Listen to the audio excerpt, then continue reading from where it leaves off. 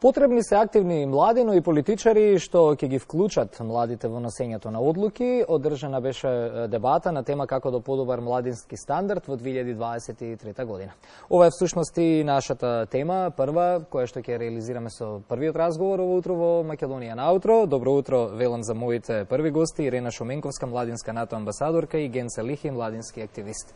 Добро утро и добре дојдовте. Оваа дебата се одржа во среда, навистина интересна тема и во период во години кога изборуваме за масовни селување на младите, не само од Македонија, туку и од сите земји во регионот, кои што за жал го имаат овој проблем. Но еве, преку вакви дебати, преку вакви иницијативи, најверојатно ќе можеме заеднички да ги промениме работите. Ајде прво околу дебатата која што се одржа во среда, би сакал да почнеме, прашањата ги адресирам до двајцата, па кој како ќе се најде повикан може да ни одговори. Какви заклучоци беа извлечени од самата дебата и на што најмногу младите алармира како проблем? Добро утро, благодарам за поканата. Значи, наставот кој што се случи во средата беше под покровителство на Институтот за добро управување и евроатлантски перспективи и Фондацијата Фридрих Нуман во соработка со Клубот за млади пратеници. При собранието и тоа беше една одлична можност за размена на ставови и предлози помеѓу младите и властите. 2022 година, Европска година на младите, овој настан беше како еден завршеток за оваа година. Во текот на целата година бе организирани голем број на дебати и дискусии, но на овој настан учество зема пратеници и представници од локалната самоуправа и од централната власт, како што беа присутни и голем број на активисти, младински активисти и членови на невладини организации. На тој настан учесниците имаа можност да дискутираат за прашања кои што се од голем интерес за младите. Акцентот најпрво беше ставен на тоа дали младите се приоритет на властите и во носењето на одлуки на централно и на локално ниво. Во овој панел акцентот понатака беше ставен на буџетот кој што е одвоен за младите, понатака можноста за присоединување на Агенцијата за млади и спорт при Министерството за политички систем и заедници. И се помалата заинтересираност на младите да се вклучуваат во политиката. Понатака втора тема, која што беше од голем интерес, беше корупцијата, колку корупцијата всушност влијае на намалувањето на младинскиот стандард. Панелистите ги елаборираа своите ставови околу оваа тема, воедно имаше и можност да се развие плодна дискусија на таа тема. Младите, како што се милува да се каже дека се иднина на оваа држава, јас мислам дека се и сегашност иднина, па од тука нивниот глас е доста битен за да бидат позастапени и повидливи. Така. Гент, на што најмногу, на какви проблеми најмногу алармираат, односно какви проблеми младите детектираат? Еве малку да навлеземе во суштината на дебатата таму. Корупцијата верувам е посочија како број еден, нели како проблем во општеството, но на што друго е исто така? Па, како млади во генерала, значи, оние се соочуваат со корупцијата уште во образовниот систем. Во моментот што оние се вклучат во образовниот систем, најголемиот проблем е корупцијата и исто така дека многу малку се консултираат за донесување на одлуки, на стратегии за сами младите, да не збориме и за други политики. Мислам дека корупцијата и тоа дека не се консултирани беа главните теми меѓу младите кои се разговара на таа дискусија. Имаше и пратеници пред се помлади од овој пратенички состав кои што дадоа поддршка на дебатата и беа учесници.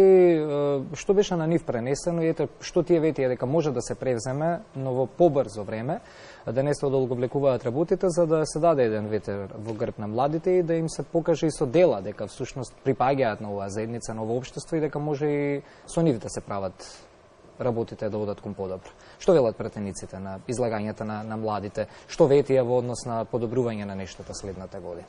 Клубот за млади, Клубот на млади пратеници и младински прашања и политики при собранието, формирана во 2020 година, веќе 2 години како тело работи при собрање и на секој 6 месеци ги консултираат младите. ИДУЕП институтот константно соработува со нив и моментално за оваа дебата беше уствари дебата преку која ќе произлезе и документ и стратегија за младинскиот стандард, документ тој кој што мислам дека пратениците што беа таму ветуваа дека ќе биде земен на предвид. И мислам дека како пратеници па и градоначалниците што беа таму ветеа доста, значи имаме волја, но се останува да се види дали тоа ќе биде и на практичниот дел. Така. Пратеникот Стојановски, како што можам и да видам од тоа што се разговарало и дискутирало на дебатата, вели дека најдобриот начин да ги промените работите е да влезете храбро во институциите и да се обидете да ги промените. Колку институциите се отворени кон младите, за да младите влезат во нив и на тој начин ги менуваат работите? Конкретно можам да кажам дека таа волја беше произлезе од клубот на млади пратеници. Значи, како што претходно напоменав, бе организирани голем број на дебати. Младите ги изложија своите ставови, размислувања за теми кои што се горливи за нив. И при тоа ставен беше акцентот дека младите не само што треба да се информираат и да се дискутираат за прашања и за политики кои што нив ги тангираат, туку младите треба да бидат прашани за теми како што се владење на правото, корупцијата и надворешната политика. Добро, која е целта еве на овие дебати? Дали сте оптимисти дека на овој начин може да почнеме да ги менуваме работите во ова општество? Како младински амбасадор веќе 2,5 години, 3 години се занимавам со граѓански активизам и поготово за темата за youth empowerment, која е една од најважните, значи, сегменти на нашето општество, имајќи предвид дека многу млади се одселуваат од нашата држава. Сега, постои, значи, веќе 30 години држава, ние треба веќе да имаме свој глас, не само во централно ниво, туку треба да почнеме и од самите локални самоуправи. Значи, нашиот глас треба да почне од локалната самоуправа да се слуша, па се до централата горе. Оптимисти сте? Секако. Дека ете по 30 години ќе почне повеќе да се слуша гласот на младите. Сега да не бидеме толку и критични, не дека до сега не се слушал, меѓутоа и го тераме разговорот, можеби недоволно. Треба малку повеќе да бидат младите активно вклучени. Голема мотивација беше дека 2022 година беше и година на младите на Европската унија, така да тоа беше и како една од најважните теми со која се занимаваше не само нашата држава, туку цела Европа во генерала. При тоа што ние сме веќе и пред отпочнување на преговорите со Европската унија и мислам дека не само јас, туку сите млади треба да бидеме оптимисти и да веруваме и да го кренеме нашиот глас. Така и на оваа дебата на крај беше најавено дека не само оваа дебата, туку и сите дебати предвидено е од нив да произлезе документ со конкретни препораки и предлози. Некој документ што ќе биде и како на некој начин и младинска стратегија со чекори внатре, така е замислената? Па, ќе биде така, како што и напоменав претходно, ИДУЕП институтот веќе,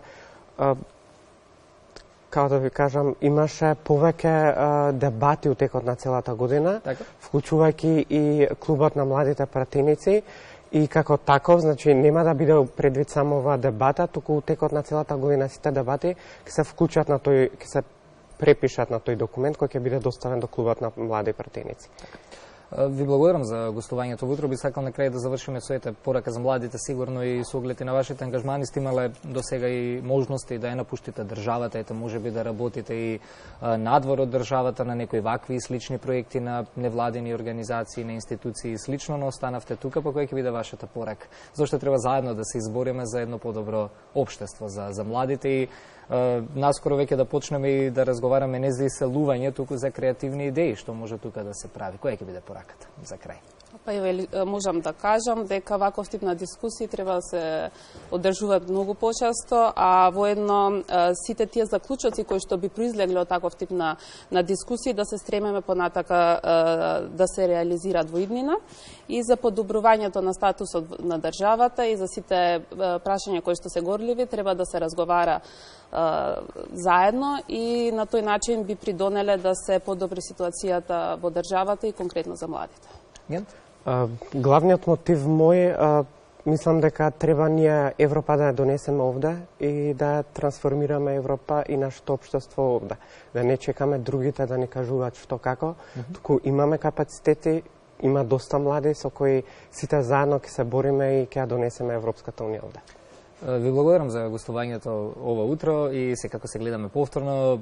Лежат во вас убави теми за разговор, така да ќе ве поканиме повторно во Македонија наутро. Благодарам.